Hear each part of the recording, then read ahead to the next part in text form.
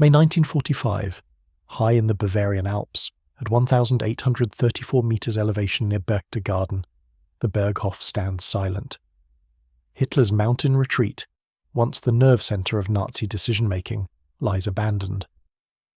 The surrounding Obersalzberg complex sprawls across 2.7 square kilometres of alpine terrain, its buildings empty, its tunnels echoing.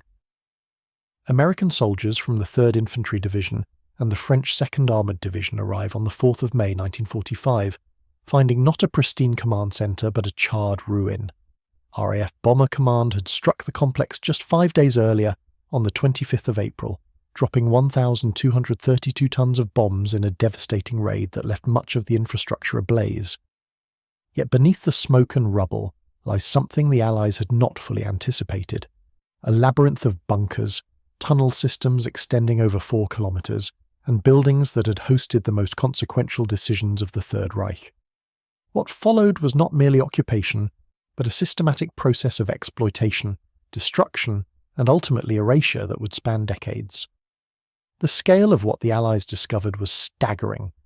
The Obersalzberg had been transformed from a simple alpine village into a fortified compound that cost an estimated 150 million Reichsmarks to develop. At its peak, the complex housed not just the Berghof itself, but Martin Bormann's house, Hermann Göring's residence, SS barracks, administrative buildings, a kindergarten, farm buildings, and the famous Kehlstein House, or Eagle's Nest, perched even higher at 1,834 metres. The Americans found that whilst the 25th April bombing had destroyed or severely damaged approximately 60% of the surface structures, the underground facilities remained largely intact. These bunkers contained everything from furniture and artwork looted from across Europe to filing cabinets filled with documents, wine cellars stocked with thousands of bottles, and garages housing several Mercedes motorcars. The Berghof itself, though heavily damaged, still retained portions of its distinctive architecture. The famous Great Hall with its retractable window, Hitler's study, guest quarters, and the terrace where countless photographs had been taken. The condition varied dramatically. Some buildings were completely gutted by fire, others stood relatively intact but for shattered windows and collapsed roofs. The immediate challenge facing Allied commanders was logistical and political, rather than military. The complex sat in what would become the American zone of occupation, but its symbolic importance demanded careful handling. General Eisenhower himself ordered that the site be secured and preserved as evidence for potential war crimes trials. Within days of arrival, American troops from the 101st Airborne Division established security perimeters around the entire Obersalzberg area. Their first priority was documenting everything. Military intelligence officers, accompanied by photographers and archivists, began systematic cataloguing. The Counterintelligence Corps seized 485 boxes of documents from various buildings, including correspondence, architectural plans, and administrative records. Art specialists from the Monuments, Fine Arts, and Archives program identified stolen artworks, though most valuable pieces had already been evacuated by the SS in the final weeks of the war. The Americans also discovered the extent of Hitler's personal effects: clothing, books from his library, furniture from the Berghof, and even his telephone equipment. American operations at the Berghof were driven by two competing impulses: preserve as evidence and prevent the site becoming a shrine. The US Army established the Berchtesgaden Rest Center in June 1945, converting several undamaged buildings, including the Platterhof Hotel and portions of the SS barracks, into recreation facilities for American soldiers. Between June 1945 and 1952, an estimated 40,000 American servicemen visited the area, most touring the damaged Berghof as part of their leave. Officers established strict rules about souvenir hunting, yet enforcement proved impossible. Soldiers systematically stripped the complex, taking everything from door handles and light fixtures to chunks of marble and wood panelling. Estimates suggest that thousands of individual items were removed during this period, scattered across America in attics and basements. Meanwhile, military intelligence conducted detailed interviews with captured staff members, including Herbert Göring, the Berghof's house administrator, and Annie Winter, one of Hitler's housekeepers, to understand the complex's layout and Hitler's daily routines.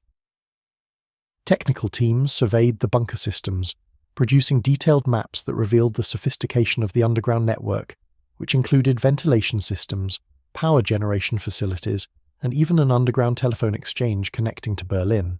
The US Army also faced a preservation dilemma. By late 1945, engineers assessed that the Berghof's damaged structure was deteriorating rapidly. Winter weather and ongoing souvenir hunting accelerated collapse. In November 1945, Army Corps of Engineers recommended either complete restoration at enormous cost or controlled demolition. Washington chose neither immediately, instead opting for minimal stabilization, whilst officials debated the site's future.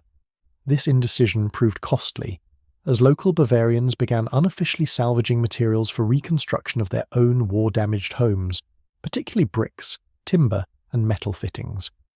British involvement with the Berghof was limited but diplomatically significant. In July 1945, Field Marshal Bernard Montgomery visited the ruins during a tour of the American zone, accompanied by American commanders. British intelligence officers examined documents that American teams had catalogued, particularly those relating to German strategic planning. The British were less interested in the physical complex than in its archival contents. Teams from the British Intelligence Objectives Subcommittee interviewed German personnel who had worked at the Obersalzberg, focusing on understanding Hitler's decision-making processes rather than the infrastructure itself. Unlike the Americans, who maintained continuous presence at the site, British involvement was intermittent and research-focused.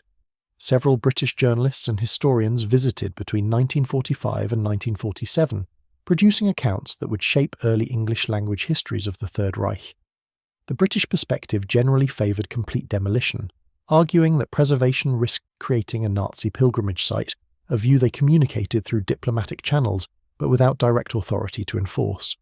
Soviet interest in the Berghof was intense but geographically constrained. The complex lay in the American zone, denying the Soviets direct access, which frustrated Moscow considerably.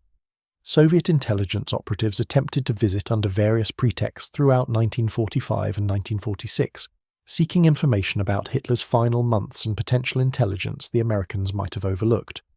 NKVD officers interviewed German prisoners who had worked at the Berghof, cross-referencing their testimonies with American public statements. The Soviets were particularly interested in documents relating to Hitler's relationship with industrialists, and any evidence of separate peace negotiations between Western powers and Nazi officials.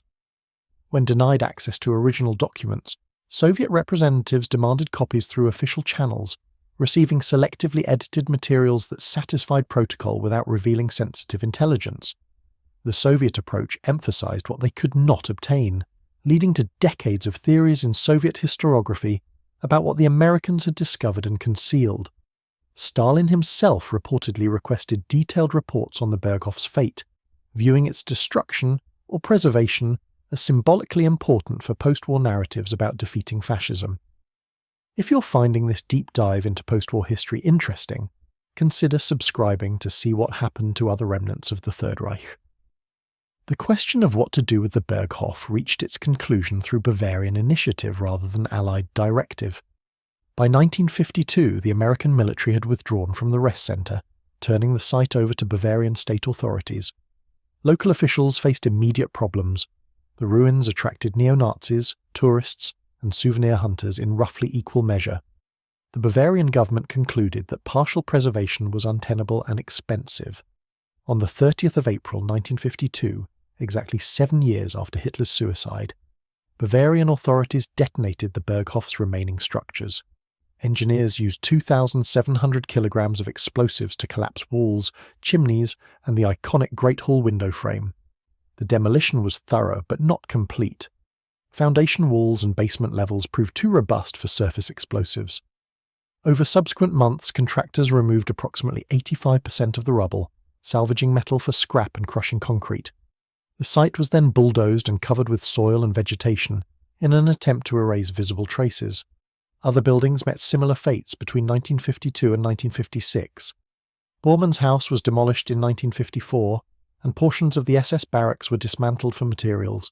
Only the Kelstein house, positioned separately and structurally sound, was preserved, reopened as a restaurant and tourist destination in 1952, its Nazi associations downplayed in favour of its architectural and scenic value. The demolition was not universally supported. Some historians argued for preservation as a museum documenting Nazi crimes, whilst others feared it would become a shrine. The Bavarian government prioritised preventing neo-Nazi gatherings over historical preservation, a decision reflecting the immediate political climate of the 1950s West Germany, where denazification was giving way to reconstruction and reconciliation. Economic factors also mattered.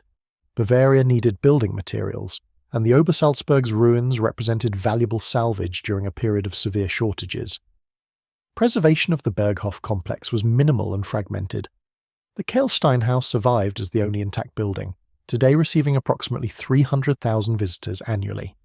Small sections of the bunker system were preserved, later opened as the Documentation Obersalzberg Museum in 1999, which occupies part of the former bunker network.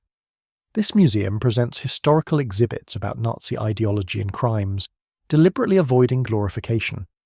Of the Berghof itself, only foundation remnants and portions of the basement remained after demolition, now overgrown and inaccessible to the public, deliberately left unmarked to discourage pilgrimage.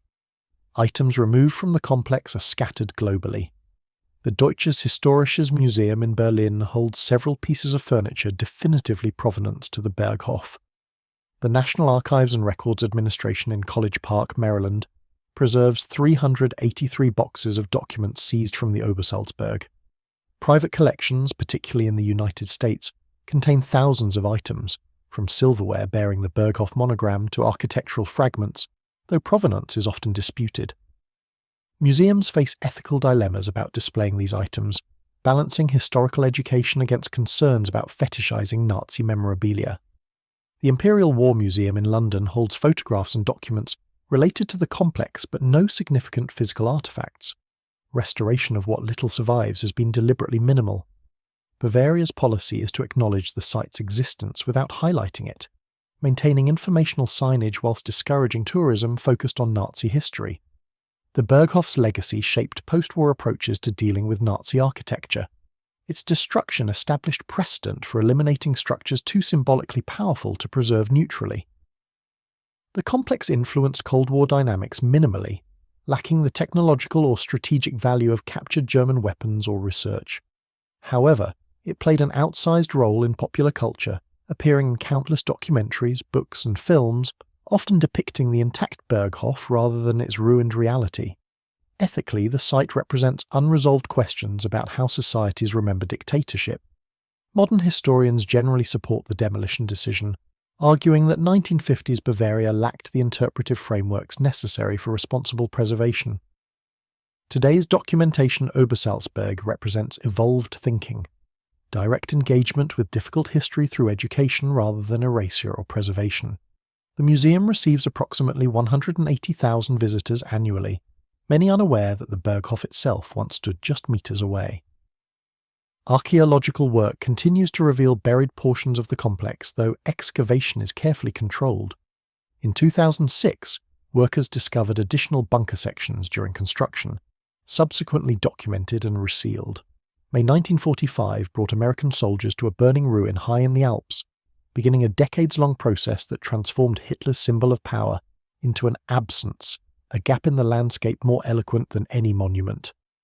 Of the 2.7 square kilometres that once housed the Third Reich's mountain headquarters, almost nothing remains visible today. The systematic stripping, demolition, and burial achieved what Allied bombs had begun, the erasure of the Berghof from physical reality, whilst ensuring its persistence in historical memory. It stands as testament to how quickly even the most fortified symbols can vanish when societies choose to forget. If you found this video insightful, watch what happened to Hitler's Reich Chancellery in Berlin after World War II next. It explores how the symbolic heart of Nazi power was systematically demolished and buried beneath East Berlin. Like this video, subscribe and hit the bell for more. Thanks for watching.